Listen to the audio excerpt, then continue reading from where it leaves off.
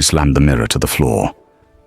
Not because she wanted to, because her stepmother's words had just carved something open inside her that no physician in all of England could stitch closed. You are nothing. You are ugly. And no man with a title, a name, or even a shred of pride will ever look at you twice. Lady Orabelle Thorne stood in the wreckage of shattered glass, breath heaving, hands trembling, the morning light cutting across the veil she wore even inside her own home.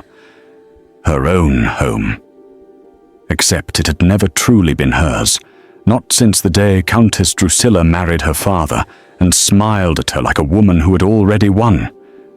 The veil was not for mourning, it was for hiding. And Orabelle had been hiding for 3 years. But today, something was different. A letter had arrived, sealed in black wax, stamped with a crest so powerful that even the butler's hands had trembled when he carried it in. The Duke of Ashenmoor had requested her presence. Not her stepsister. Not her stepmother. Her. Drusilla had read it first, naturally. She always did. And the look that crossed her face, that brief flash of fear, poorly disguised as contempt, told Orabelle everything she needed to know. Whatever the Duke wanted, her stepmother did not want her to have it. And that, more than anything, made Orabelle fold the letter carefully, press it against her chest, and lift her chin beneath her veil for the first time in 3 years. Now, before we go further into this story, tell me something. If your own family was your greatest enemy, would you still fight for your happiness? Drop your answer in the comments and tell us where you are watching from. It helps more than you know.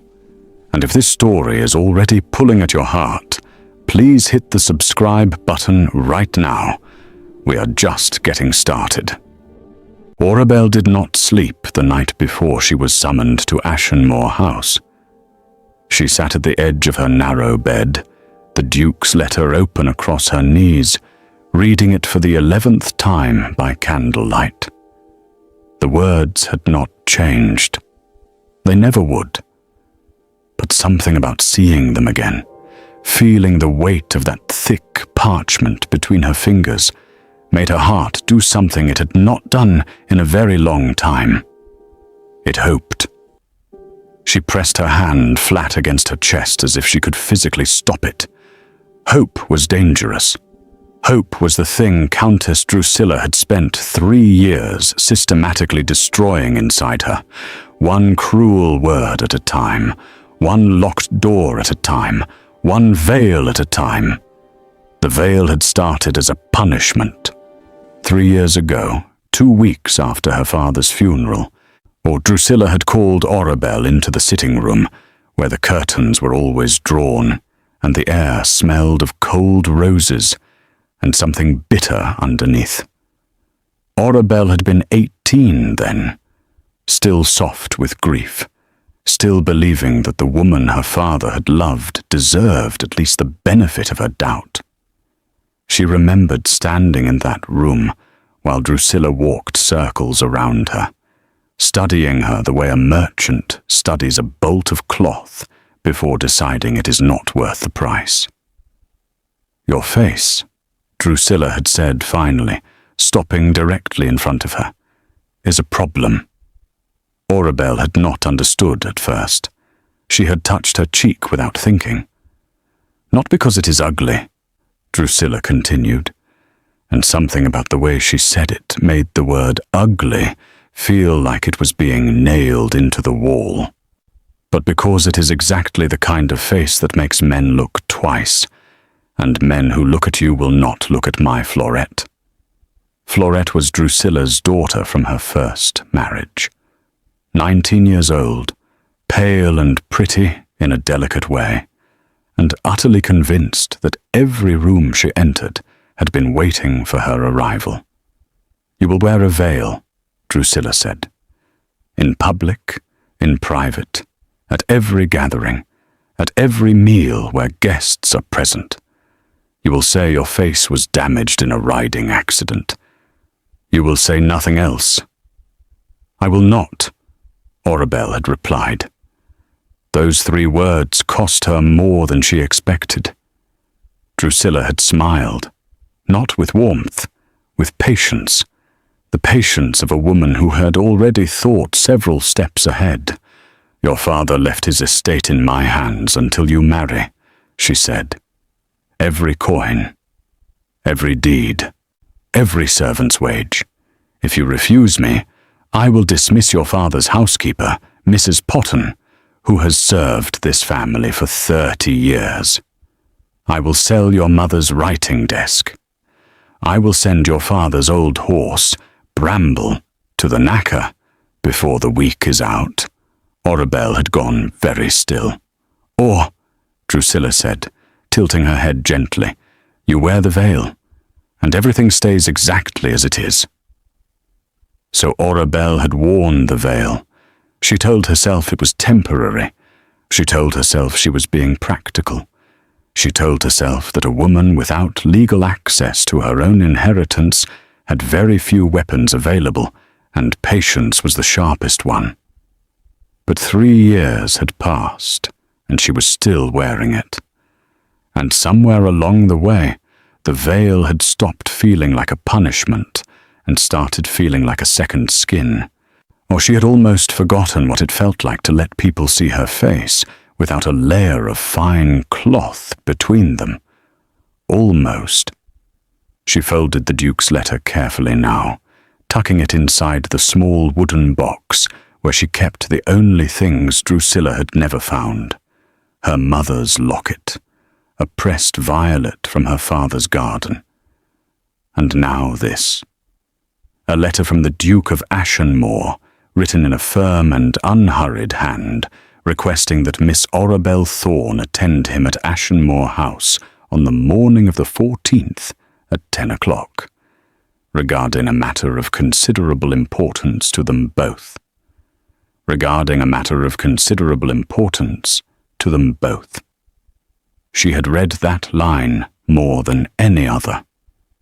What importance could she possibly hold for a man like the Duke of Ashenmoor? She had never met him. No, she had never been formally introduced to anyone of his standing, because Drusilla made certain that Orabelle was conveniently indisposed whenever society called. She knew his name, of course. Everyone in the county knew his name. Duke Callum Drave of Ashenmore. 31 years old, unmarried, the kind of man that mothers whispered about with longing and fathers discussed with a mixture of envy and discomfort. He had inherited one of the oldest titles in England at 23 after his own father's sudden death. He had rebuilt the Ashenmore estate from what gossip described as near financial ruin into something formidable and unshakable. He was said to be cold in manner, precise in speech, and absolutely without interest in the marriage market, which only made every family with a daughter more determined to change his mind. Lord Drusilla's face, when she read his letter, had told Orabelle something important. Her stepmother was not confused by it. She was afraid of it, and Drusilla was not a woman who frightened easily. The candle burned low.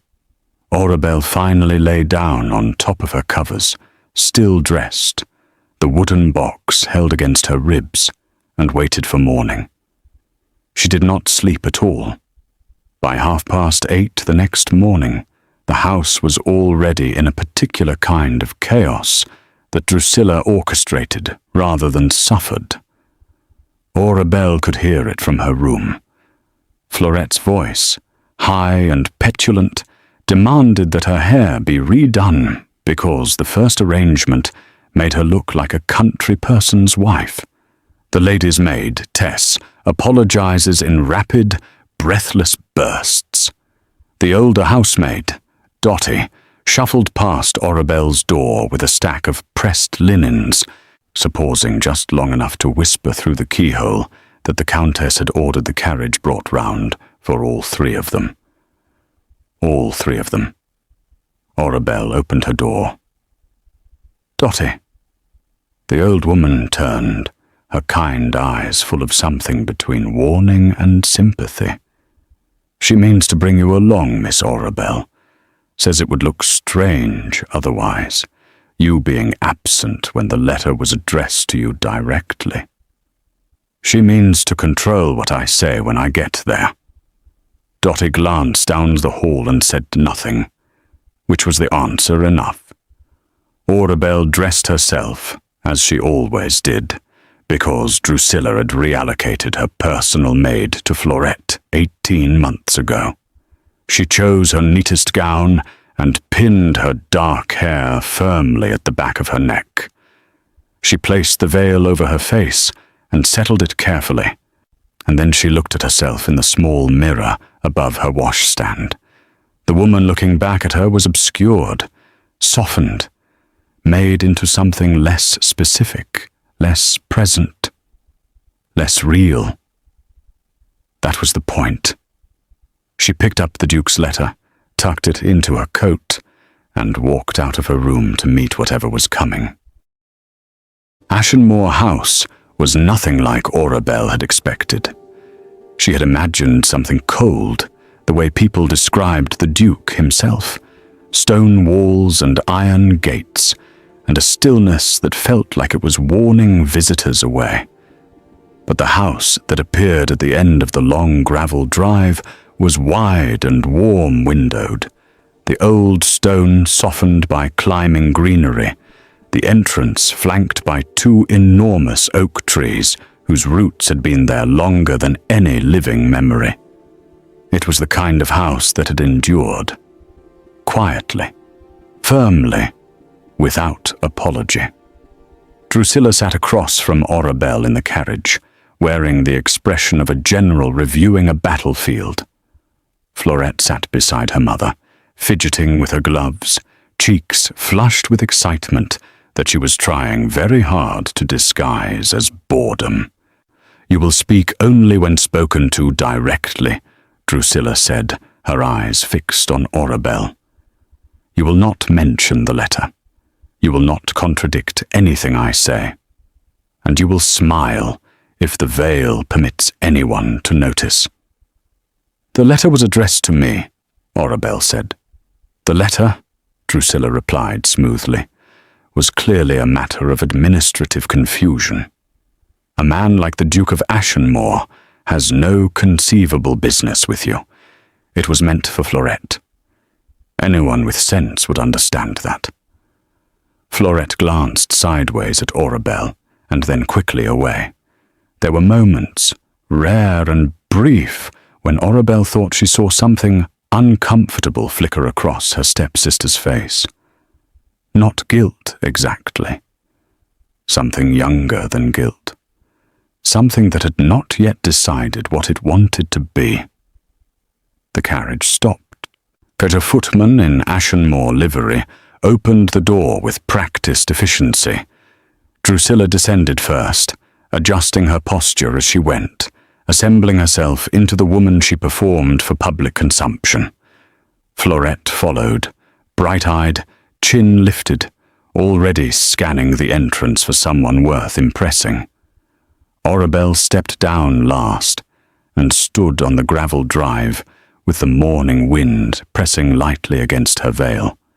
The butler who met them at the door was a tall, composed man named Mr. Graves. He had the kind of face that revealed absolutely nothing, which Orabelle suspected was a skill that took decades to perfect. He looked at the three of them, checked his small leather book and said, "Miss Orabelle Thorne." Just that. No one else. Drusilla's smile did not waver. "We are all together, of course. Lady Drusilla, or Countess of Threnwick, and Miss Fuette. Miss Orabelle's family." "Of course, my lady," Mr. Graves said with a small bow. However, His Grace specified Miss Orabelle Thorne alone. If the Countess and Miss Fuette would be so kind as to wait in the east parlour, refreshments will be brought immediately. The silence that followed lasted approximately 4 seconds. In those 4 seconds, Orabelle watched something move through Drusilla's expression like weather crossing open ground. Surprise, then fury, then the controlled settling of fury back into composure. It was remarkable to watch, the discipline it required. "Of course," Drusilla said, pleasantly, dangerously. Mr. Graves led Orabelle through a series of well-proportioned corridors, past portraits in heavy frames and side tables bearing small arrangements of hothouse flowers. But the house smelled of beeswax and old books, and something that might have been wood smoke from an earlier fire. Everything about it suggested order without stiffness, care without excess. They stopped before a set of tall double doors. Mr. Graves knocked once, received some acknowledgement from within that Orabelle could not quite hear, and opened the doors. "Miss Orabelle Thorne, Your Grace." She walked in. The study was large and lined with bookshelves on 2 walls. Maps were pinned to a board near the window. A fire had been laid but not recently lit, the hearth cold and clean. And behind the large central desk sat Duke Callum Drave of Ashenmore, who was not at all what 3 years of county gossip had prepared her for. He was younger looking than she had expected, or perhaps it was simply that his face was more expressive than the word cold suggested. He had dark eyes that moved to her the moment she entered, and did not leave. His desk was covered in papers and ledgers, all arranged with the precision of a man who knew exactly where everything was and why. He stood as she entered, which surprised her. She had not expected that courtesy. "Miss Thorne," he said. His voice was low and even. "Thank you for coming." "You gave me little reason to refuse, Your Grace," she said, and then immediately wondered if that was too direct an opening. But something shifted at the edge of his mouth. Not quite a smile, the suggestion of one. "Please sit," he said, gesturing to the chair across the desk. He waited until she had settled before returning to his own seat, which told her something about him. And she was not sure yet what exactly, but something. There was a third person in the room. Orabelle noticed her now, standing near the bookshelf to the left, a woman of perhaps 50, with sharp grey eyes, and a posture that suggested military precision. She was introduced as Mrs. Alderton, the Duke's senior estate manager, and her presence struck Orabelle as deliberate rather than incidental. A witness, perhaps, or a chaperone of sorts, or simply a woman the Duke trusted. "I will be direct with you, Miss Thorne," the Duke said, folding his hands on the desk. "I have been aware of your situation for some time. I am aware of the terms your stepmother imposed following your father's death. I am aware of the veil, and I am aware of the reason for it." Orabelle's hands, resting in her lap, went very still. "I am also aware," he continued, his voice not unkind, "that you have managed your circumstances with a composure that a great many people would not have sustained. I do not say that to flatter you. I say it because it is relevant to the proposal I am about to make." "Proposal," she repeated carefully. "I need a wife," the Duke said, plainly, without decoration. "Not a love match, not a social arrangement. I need a woman of intelligence and steadiness, someone who can manage a household, represent this estate, and hold a conversation that does not begin and end with the season's gossip. I have conducted a quiet search for the better part of a year.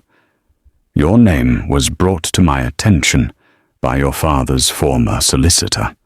Mr. Grenby, who described you as the most capable woman your father had ever known, and the most cheated one. Orabelle felt something behind her eyes that she refused to allow further forward. Mr. Grenby, she said quietly. He came to me, Miss Thorne. I did not seek him.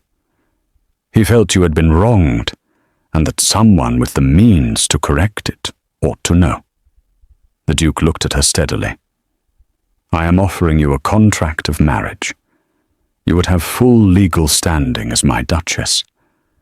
Your father's estate would pass to you immediately upon our union, as the terms of his will specified your inheritance upon your marriage to a man of sufficient standing. You would have financial independence, social protection, and the freedom to live as you see fit within the bounds of what we agree. The fire that was not lit could not account for the warmth spreading through Orabelle's chest. And what, she said, keeping her voice level, would you require from me? Precisely what I said. Intelligence, steadiness, honesty. He paused, and the removal of that veil, not for my sake, but because I will not have my Duchess hiding her face in her own home. The room was very quiet. Orabelle looked at him across the wide desk. This man she had never met before today.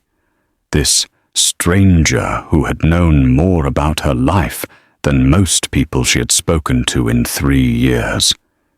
And she thought about Drusilla sitting in the east parlour right now, drinking Ashenmore tea, calculating furiously, and understanding for the first time that she had miscalculated somewhere.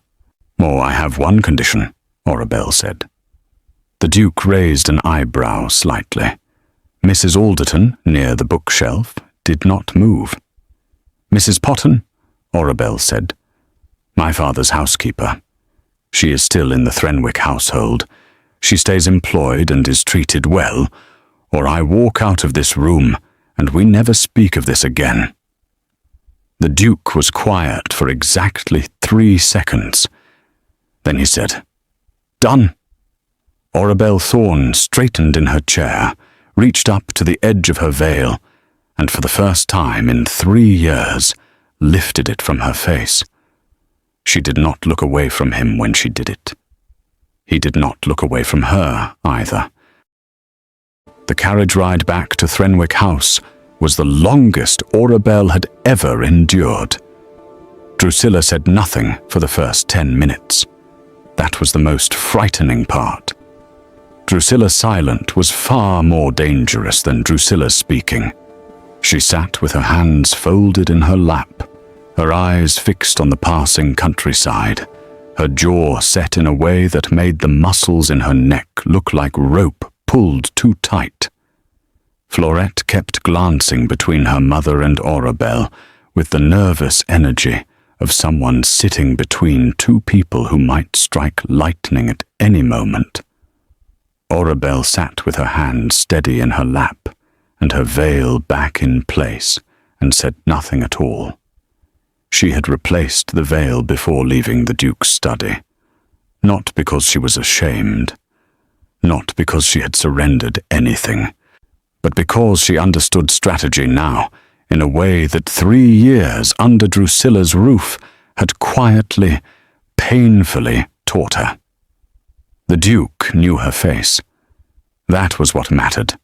Drusilla did not need to know what had changed until Orabelle was ready for her to know. Mr. Graves had shown her out through a side corridor, while Drusilla and Fuette were still being escorted from the east parlour. She had stepped back into the carriage before either of them reached it, which meant she had been seated and composed when they arrived, flushed and unsettled, at the carriage door. Drusilla had looked at her very hard before climbing in. Now, 10 minutes into the ride, the silence broke. "What did he say to you?" Drusilla said. Not a question, a demand wearing a question's clothing. "He spoke about the county's agricultural arrangements," Orabelle said. "He had some questions regarding the east fields that border Threnwick land, my father's old boundary agreements." Drusilla stared at her. "That is all. That is all, my lady." Another silence. Fuette exhaled very quietly, the way people do when tension drops 1 degree below unbearable. "He is an odd man," Drusilla said finally. "Summoning a girl in a veil to discuss boundary agreements, it makes no sense. Men of great power often operate in ways that do not require our understanding," Orabelle said, which was the kind of agreeable, slightly deferential thing she had learned to say when she needed Drusilla to feel that she had won something. Drusilla settled back against the carriage seat, not entirely convinced, but unwilling to press further without more information to press with. Orabelle looked out the window and thought about 3 seconds. The 3 seconds the Duke had taken before agreeing to her condition regarding Mrs. Potton. She had been watching him carefully in those 3 seconds, and what she saw was not a man calculating cost. It was a man who was mildly surprised to be impressed. She thought about Mrs. Alderton, standing near the bookshelf, who had given her the smallest nod as she left the room. Almost imperceptible. The kind of nod that meant something, though Orabelle was not yet sure what. She thought about Mr. Grenby, her father's old solicitor, who had apparently walked into the Duke of Ashenmoor's life and laid out her circumstances like a case before a judge. She had not seen Mr. Grenby since the month after her father's funeral, when Drusilla had replaced him with her own legal man, a thin-mouthed fellow named Satterley, who did exactly as he was told, and never once looked Orabelle in the eye. Mr. Grenby had remembered her. He had done something about it. She pressed her fingers briefly against the letter, still tucked inside her coat, and allowed herself, carefully, quietly, to feel something that was not quite hope yet. It was the thing that came just before hope. The moment when the door you thought was sealed forever shows the thinnest line of light at its edge. They arrived home. Drusilla swept inside with Fuette close behind. Orabelle followed at a measured distance and went directly to her room, where she found old Dotty waiting with a cup of tea and an expression that asked everything without saying a word. "Not yet," Orabelle told her softly. Dotty nodded, set down the tea, and left without a sound. Orabelle sat at her small writing desk, drew out a fresh sheet of paper, and began composing a very careful letter to Mr. Grenby. She had 3 days before she was due to give the Duke her answer in writing. She intended to use every hour of those 3 days wisely. What she did not account for was Fuette. Just past 9 that evening, a soft knock came at Orabelle's door. Not the hesitant knock of a servant. Something less certain. She opened it to find Fuette standing in the corridor in her evening wrap, hair already down for bed, holding a small lamp and looking, for once, entirely unlike the person her mother had trained her to be.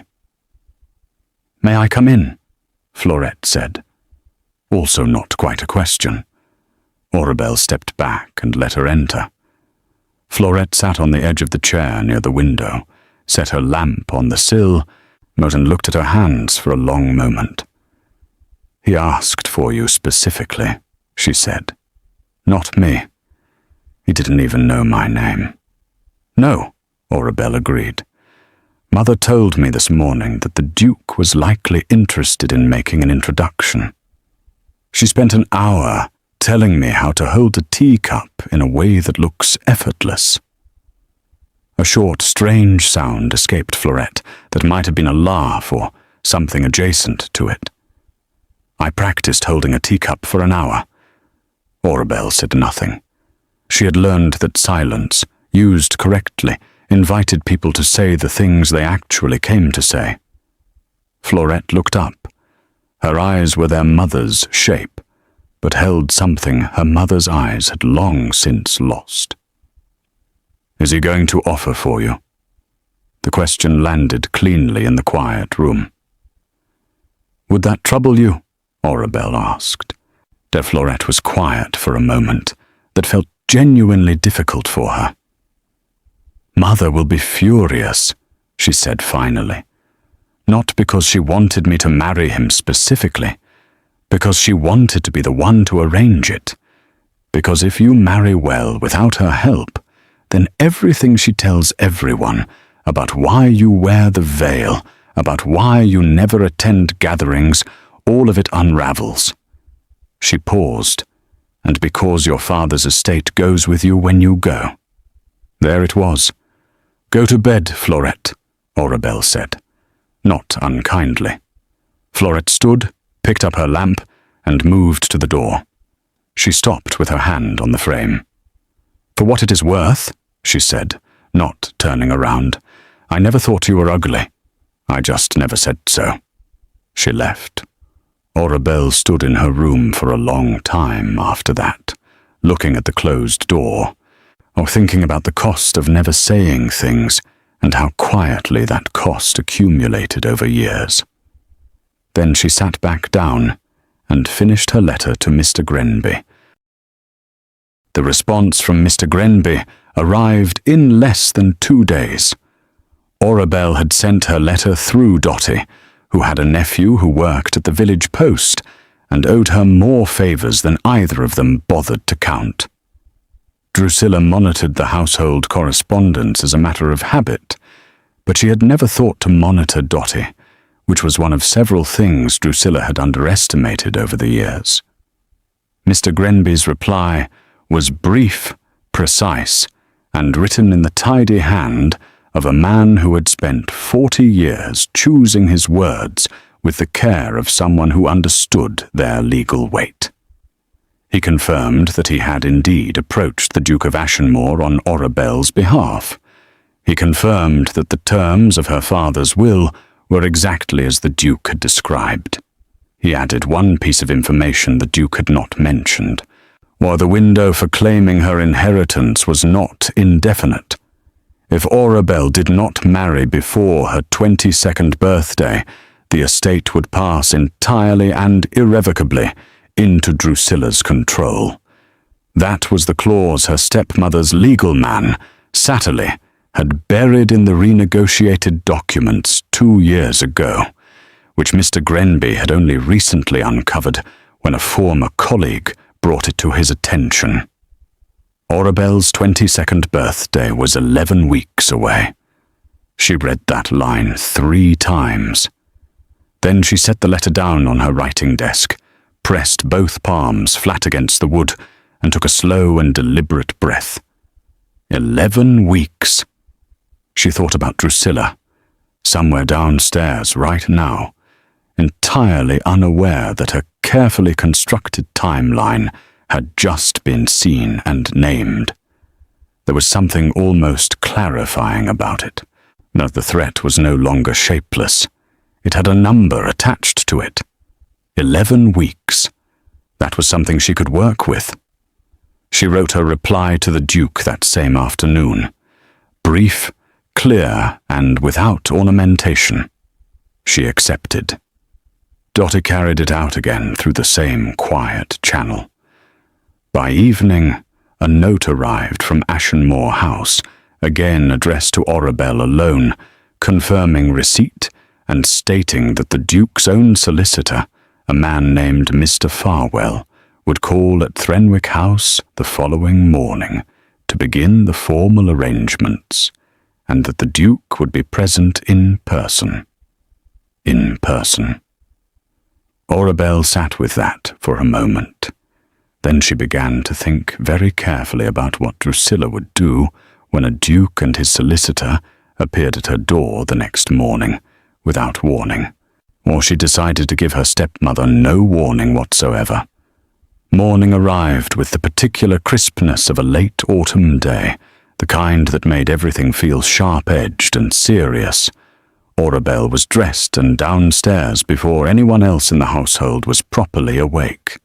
She had spoken to Mr. Graves, Ashenmore's butler, through an intermediary note the previous evening, asking that the Duke's party arrive at precisely 9:30, which was early enough that Drusilla would be caught still assembling herself for the day. The knock at the front door came at 9:30 exactly. Henderson, the Threnwick butler, a loyal and long-suffering man who had served the household since before Drusilla arrived, and privately despised everything she had done to it, answered the door with Orabelle standing 3 steps behind him in the entrance hall.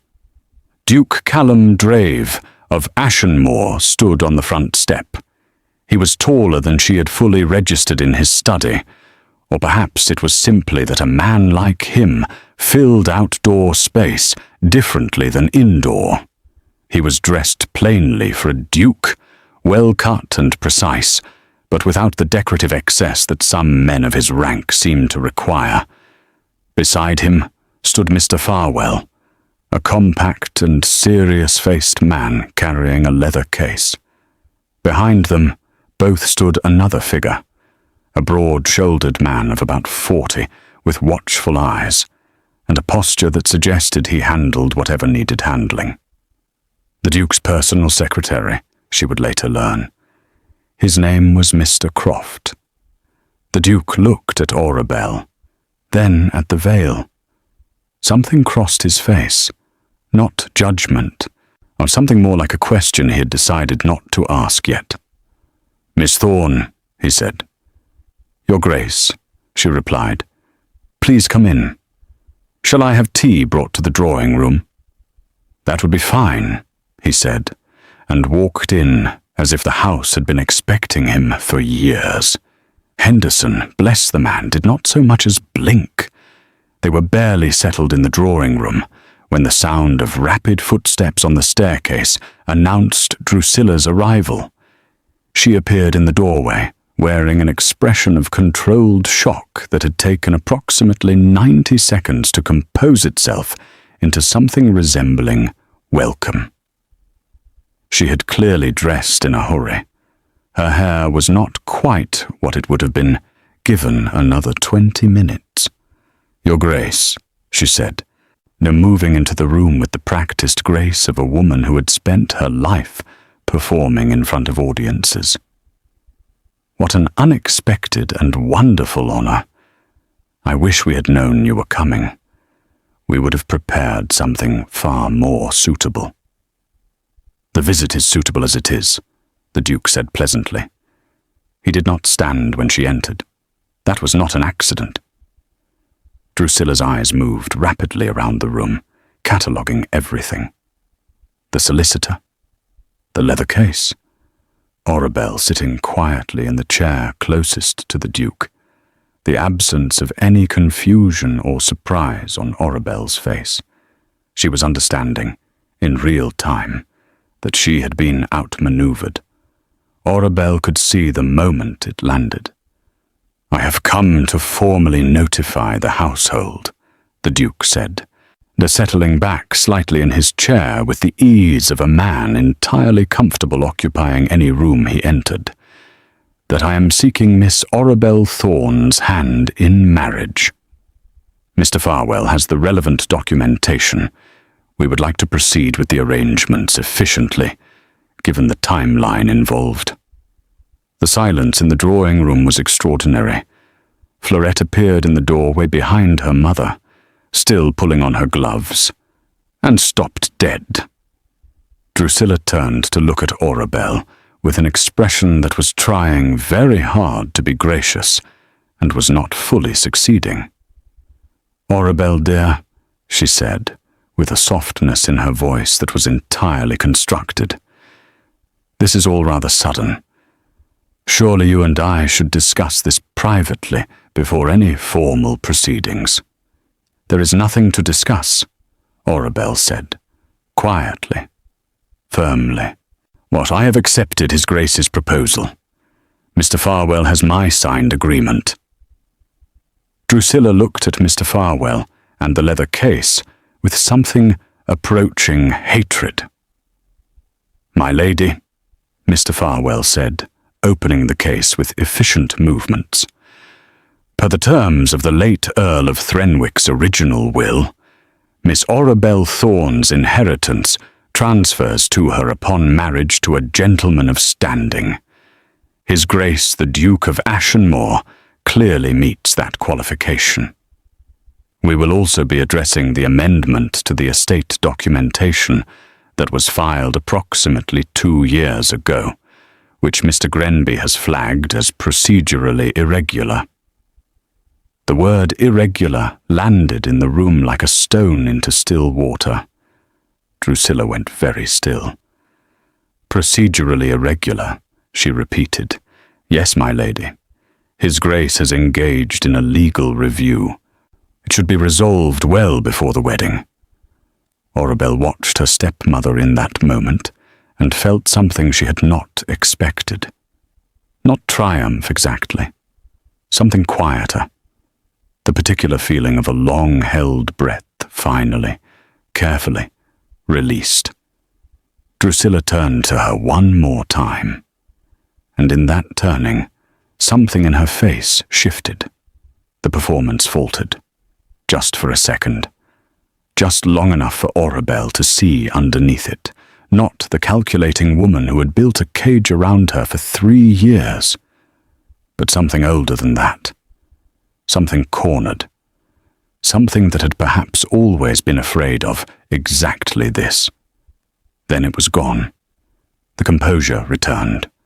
Drusilla sat down, folded her hands, and said, "Well then, I suppose congratulations are in order."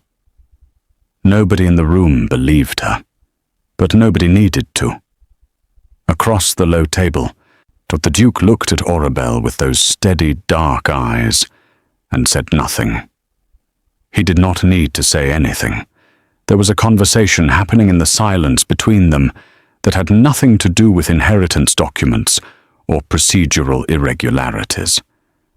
It had to do with the fact that Orabelle had lifted her veil in his study 2 days ago, and he had looked at her face without flinching, without performing surprise, without saying a single foolish thing about how she had nothing to hide. He had simply looked. The way you look at something you find genuinely worth looking at. And she looked back. In the doorway, Florette stood very quietly with her gloves half on, watching the room with those eyes that had not yet decided what they wanted to be. Then she stepped fully inside, took a seat near the window and folded her hands in her lap. But outside, the autumn morning continued its sharp and serious business. The trees along the Threnwick Drive shed their leaves in slow, deliberate falls. Inside, something was ending, and something else, quieter and more durable, was only just beginning. The wedding was set for 6 weeks from the morning the Duke walked into Threnwick House and changed everything. 6 weeks was not long. In London society, engagements of less than 6 months were considered rushed at best and scandalous at worst. But the Duke of Ashenmoor had never particularly concerned himself with what society considered appropriate, and Orabelle had 11 weeks before her birthday, and every reason to move quickly. Mr. Farwell worked with a speed and thoroughness that suggested he had been preparing for this moment longer than the engagement itself. The legal review of the amended estate documents moved forward with quiet efficiency. Within 4 days of the drawing-room meeting, Mr. Grenby had submitted a formal challenge to the amendment Satterley had buried 2 years ago, and supported by 3 witnesses from the original signing, who confirmed that the Earl of Threnwick had never authorized that particular clause. Satterley, when contacted, produced paperwork that Mr. Farwell described as questionable in origin. Within a week, the matter had been escalated to a county magistrate, a friend of the Duke's named Sir Rowan Petch, who had the kind of unhurried authority that made proceedings move very quickly when he wanted them to. Drusilla hired a new solicitor, then another. Neither of them found firm ground to stand on. She was not finished, of course. A woman like Drusilla did not accept loss quietly. She accepted it the way a river accepts a dam, by finding every crack and pressing into it with steady, patient force. Her first attempt was social. She began calling on the county's most influential households, of the Merrywell family at Duncastle, the elderly Lady Forthcut, who controlled more of the local social calendar than anyone acknowledged openly, the Barrow Finch sisters, who had opinions about everything and shared them constantly. Drusilla told a story. In her version, Orabelle was fragile, impressionable, a girl who had been sheltered perhaps too long and was now being rushed into a significant commitment by a powerful man before she fully understood the consequences. She never said anything that could be directly quoted against her. She never had to. The Duke's response was swift and entirely unexpected. He called on Lady Forthcut himself, personally, on a Tuesday afternoon, which was when the old woman received visitors, and he sat with her for 40 minutes, drinking tea and talking about her late husband's collection of navigational maps, about which he knew a remarkable amount. He left her thoroughly charmed and modestly astonished. By Wednesday morning, Lady Forthcut had mentioned to no fewer than 6 people that the Duke of Ashenmoor was a man of uncommon sense, and that his choice of bride spoke well of his judgment. The Merrywell family received an invitation to a small dinner at Ashenmore House that same week. The Barrow Finch sisters were included. So was Sir Rowan Petch and his wife, a warm and forthright woman named Mrs. Petch, who had known Orabelle's father years ago, and cried a little when she learned who Orabelle was. Orabelle attended that dinner. It was the first formal social gathering she had attended in 3 years, though she dressed carefully, with Dottie's help, because she had requested that Dottie be formally transferred to her service as part of the household arrangements, and Dottie had agreed with a ferocity of gratitude that made the old woman pretend to have something in her eye. She did not wear the veil. Walking into the Ashenmore dining room without it was the strangest sensation she had experienced in recent memory. She was aware of her own face in a way she had not been in years, the feeling of air against her cheeks, the absence of that fine gauze between herself and the world. She kept her chin level and her shoulders back, and reminded herself firmly that she had done nothing wrong and had nothing to conceal. Mrs. Petch saw her first and came directly across the room. "My dear girl," she said, taking both of Orabelle's hands. "Did you look exactly like your mother? She was a wonderful woman. Your father spoke of her until his last day." She squeezed Orabelle's hands hard and then composed herself. "You are going to be magnificent." The Duke appeared at Orabelle's side a moment later, with the quiet efficiency of a man who had been watching the room and chose his moment deliberately. He did not touch her, but he stood close enough that his presence was a kind of statement. "Miss Thorne," he said, "may I introduce Mr. and Mrs. Barrow Finch?" The evening moved forward. Orabelle talked. She listened. She asked questions that people found interesting, and gave answers that people found more interesting still. She had spent 3 years reading every book she could find, and thinking about everything she read. which turned out to be excellent preparation for dinner conversation with people who expected nothing much from a girl in a veil. She caught the Duke watching her twice during the meal. Both times when their eyes met, he looked away first. Not quickly, deliberately, the way you look away from something when you are trying to be fair about it. She thought about that on the carriage ride home, with Dottie dozing in the corner and the night countryside dark outside the window. She thought about it more than she intended to. The second of Drusilla's attempts was more direct and came from a direction Orabelle had not fully anticipated. Fuette came to her room again, 10 days before the wedding. This time she did not knock softly. She opened the door with the energy of someone who had been arguing with herself all the way down the corridor and had finally won. "Mother is planning something," Fuette said, closing the door behind her. "I don't know exactly what, but she has been writing letters and burning them, which she only does when she's planning something she doesn't want traced." Orabelle set down her book. "How many letters?" "At least 4 that I have seen. And she met with a man yesterday in the back garden, which was strange because she never uses the back garden. I saw them from my window. I didn't recognize him. What did he look like? Thin, dark coat. He carried a satchel and he didn't look like a solicitor. Solicitors look uncomfortable. This man looked comfortable, which was worse somehow."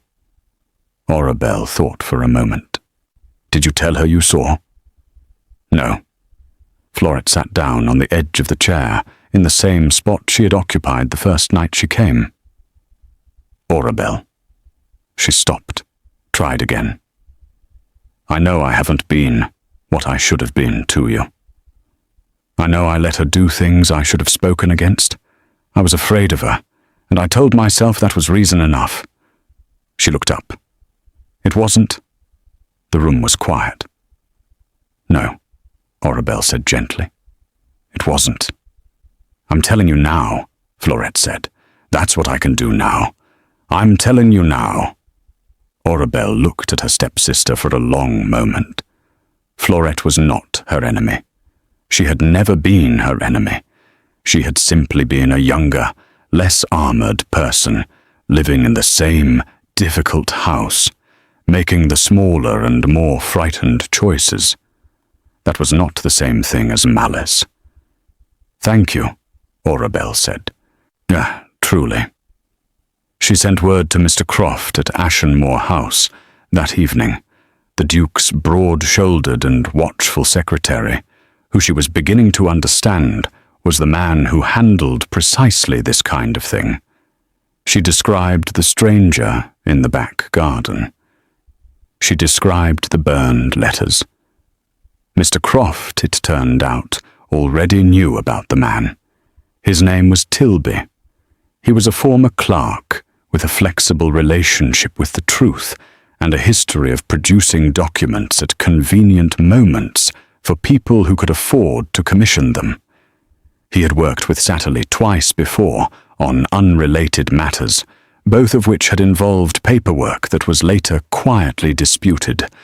The Duke moved on this with the efficiency of someone who had not built a significant estate by waiting for problems to arrive fully formed at his door.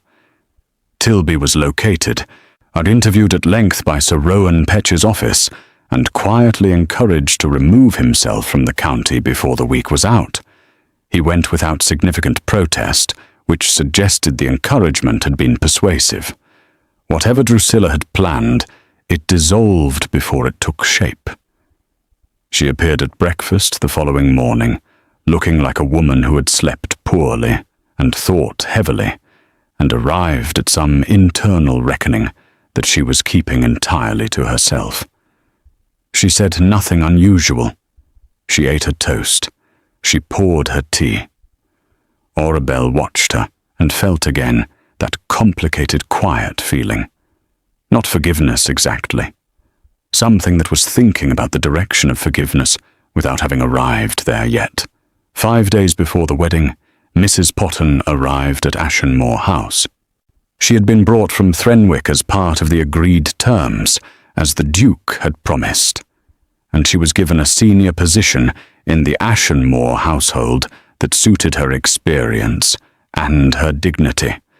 When Orabelle saw her in the Ashenmore entrance hall, the old housekeeper looked at her the way people look at someone they had quietly feared they might never see properly again.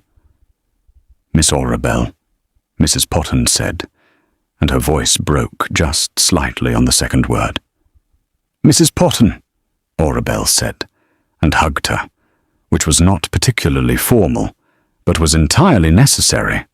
The Duke, passing through the entrance hall at that moment, with Mr. Croft and a stack of documents, paused long enough to observe this. Then he continued on his way without comment, which Orabelle was beginning to recognize as his particular way of acknowledging things he found good. That evening, he found her in the library. She had been exploring it methodically since her first visit to the house. It was a serious library, built by someone who actually read rather than someone who wanted to appear to, and it gave her a specific kind of happiness that she had almost forgotten was available to her. He came in quietly, which she was also beginning to recognize as characteristic.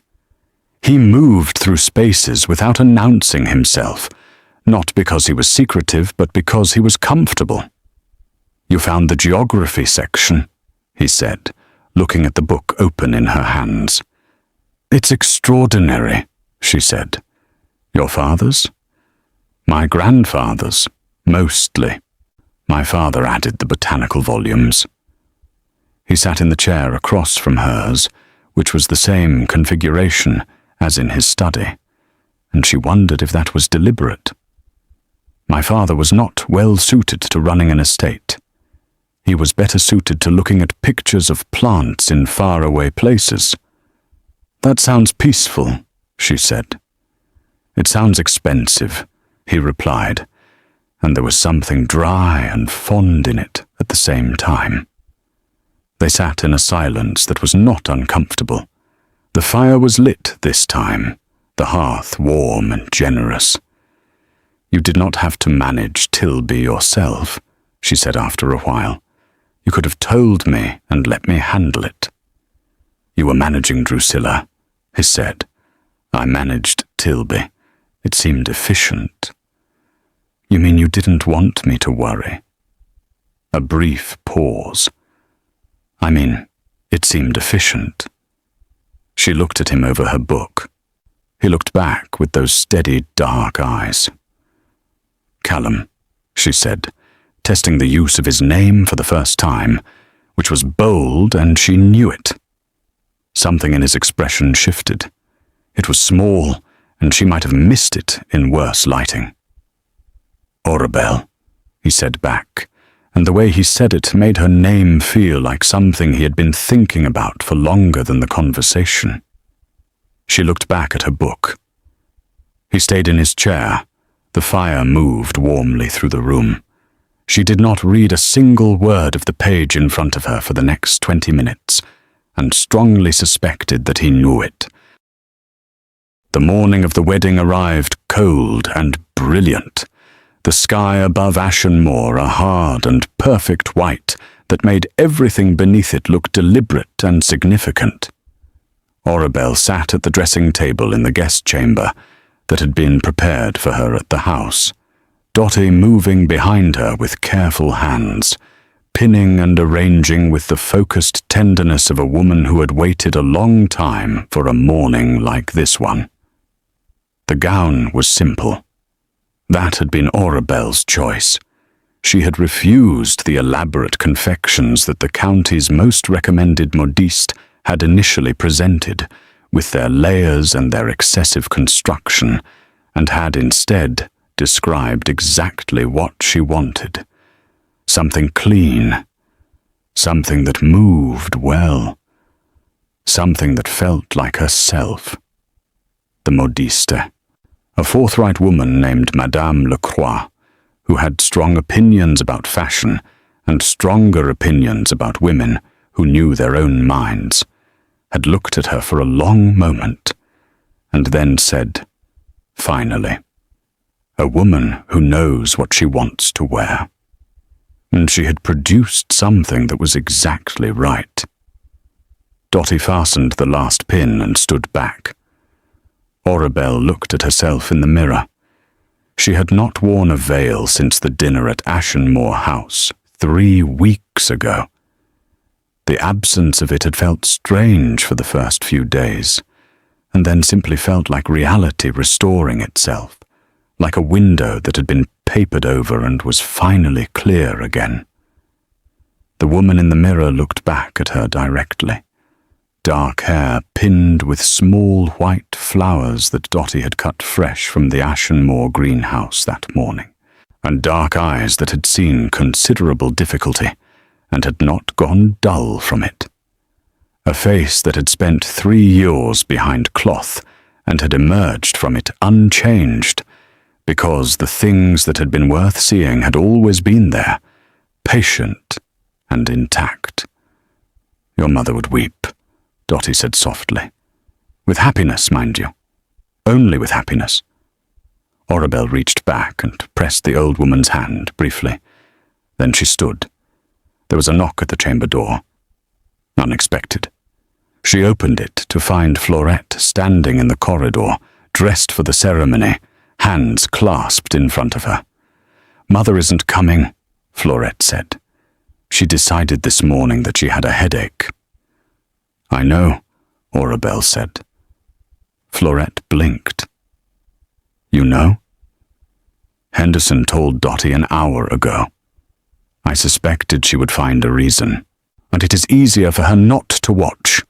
Fuette absorbed this. Are you angry? Orabelle considered the question seriously, the way it deserved. No, she said at last. I think I might have been, a year ago. But I've run out of anger for her. It took too much to carry.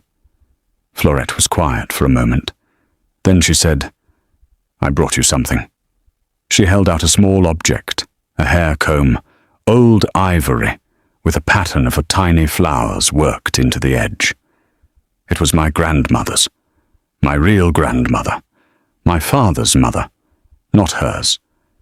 She left it to me, and I never wore it, because it never felt like the right occasion. She paused. This is the right occasion. Orabelle took the comb carefully. She turned it over in her fingers. Then she held it out to Dotty, who understood immediately and worked it into the arrangement at the back of Orabelle's hair with quiet skill. Thank you, Orabelle told Fuette. Fuette straightened slightly. You're welcome, she said, with the careful dignity of someone practicing at something they intended to get better at. They walked to the church together. The church at Ashenmore was old, older than the house, its stone walls thick and its interior lit by high windows that threw long angled light across the pews in the cold morning. It was not a large ceremony. The Duke had been explicit about that, and Orabelle had agreed without hesitation. The people present were the people who meant something. Mrs. Petch sat in the front pew beside her husband, already misty-eyed.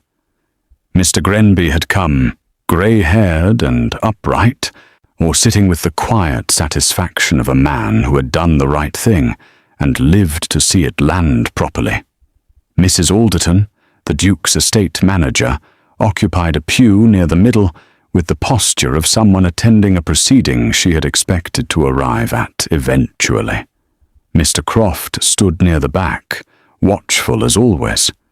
Henderson had come from Threnwick, given the morning off by his own decision, because some occasions required attendance, regardless of instruction.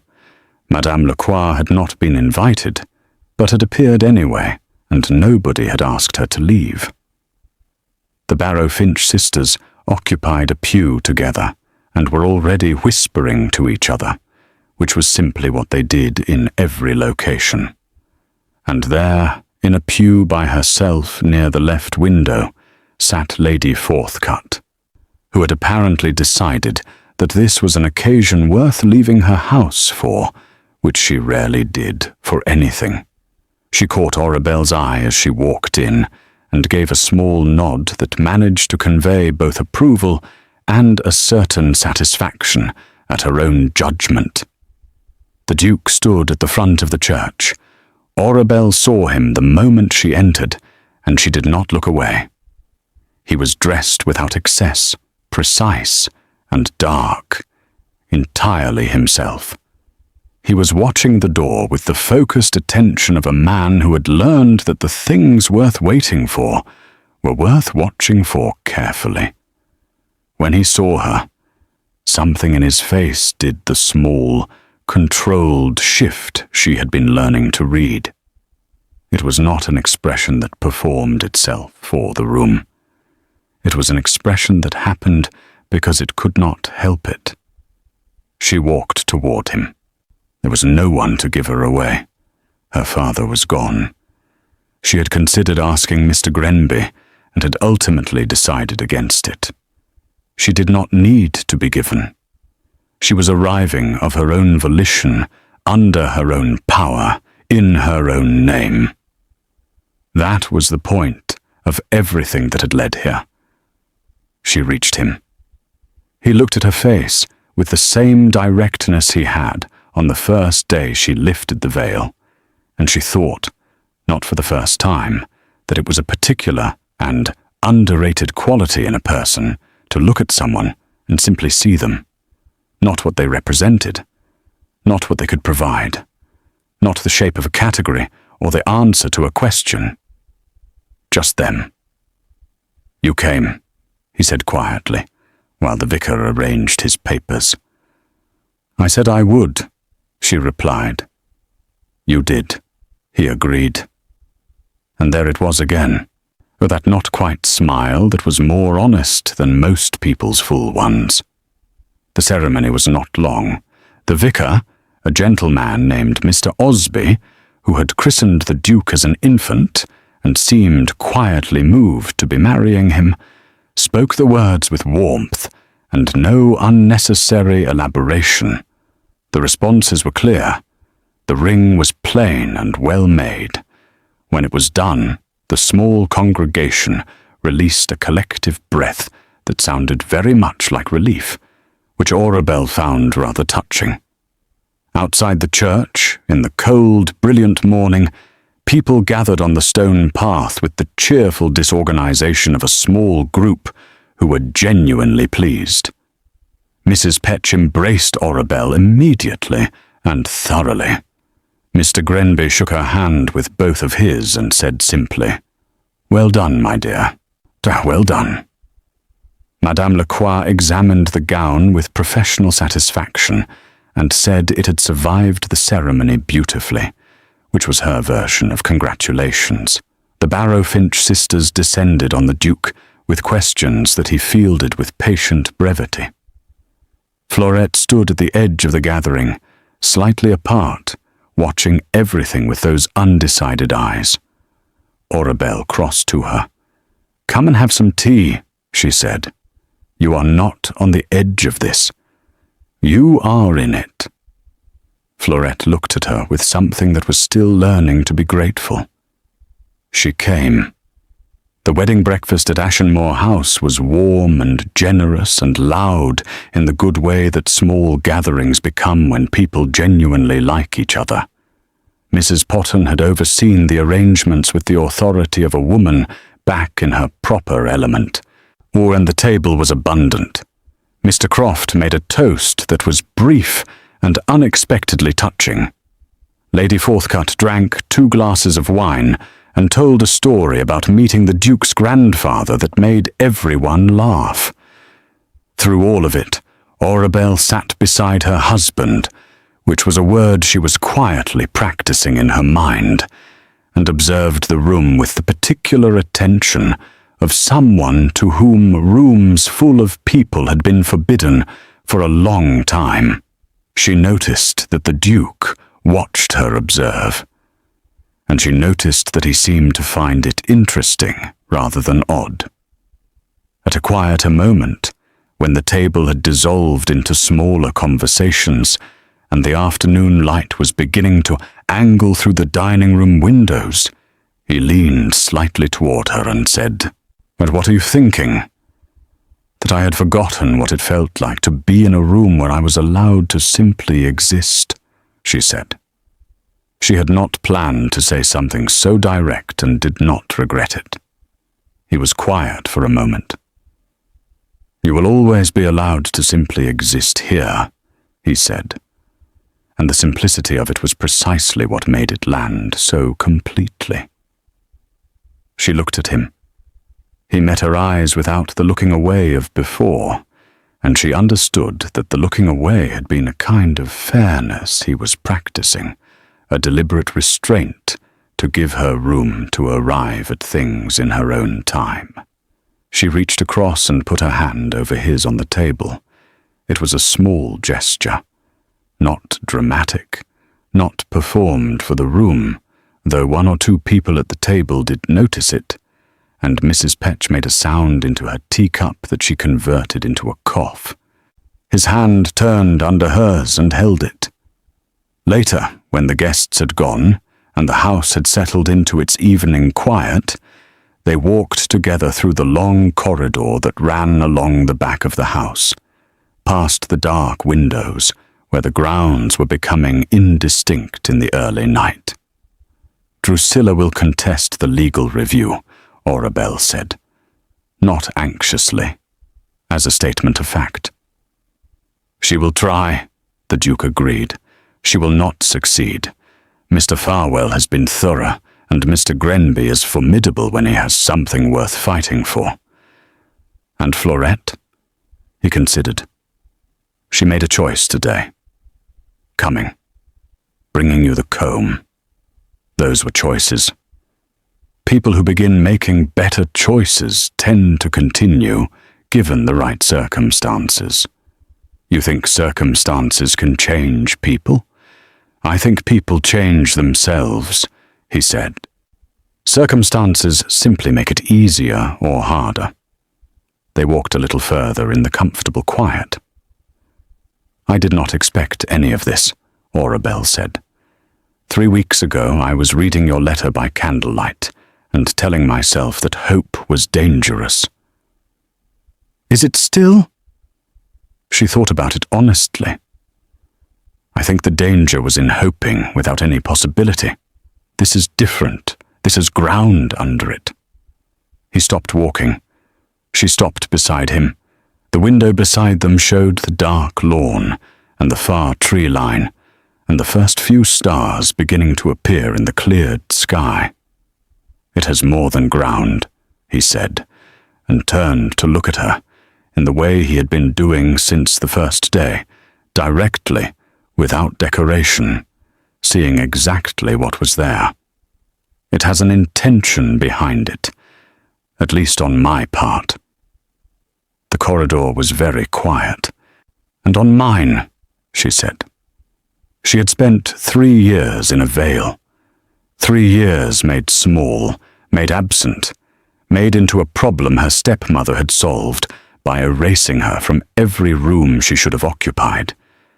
She had endured it with patience and with pride, and with a steady internal refusal to become what Drusilla had wanted her to become, which was someone who believed the veil was deserved.